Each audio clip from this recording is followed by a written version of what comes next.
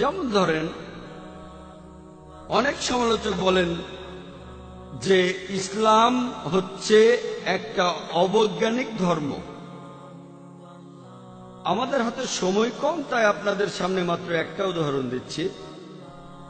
এখন ইন্ডিয়ায় খুব কথা শোনা যাচ্ছে বাংলাদেশের বিখ্যাত একজন লেখিকা তাসলিমা নাসরিনকে নিয়ে।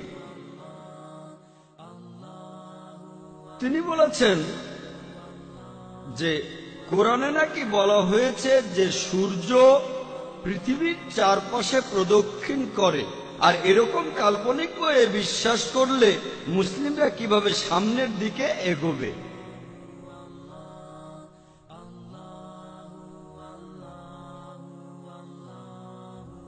আমি সবাইকে চ্যালেঞ্জ করছি, কোরআনের কোন একটা আয়াত দেখান যেটা বলছে যে সূর্য পৃথিবীর চারদিকে ঘুরে।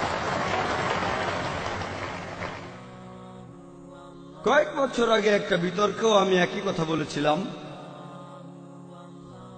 বোম্বের জার্নালিস্টদের ইউনিয়নে।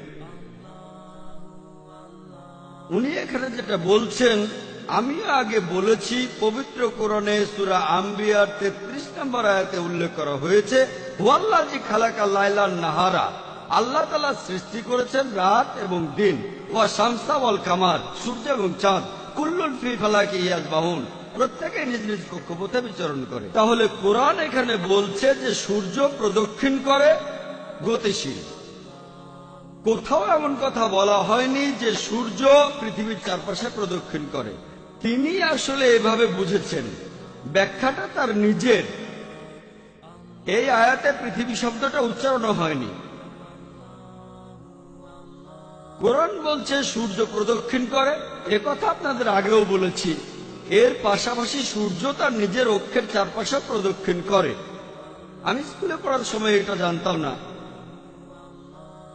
এখন বিজ্ঞানও এটা প্রমাণিত।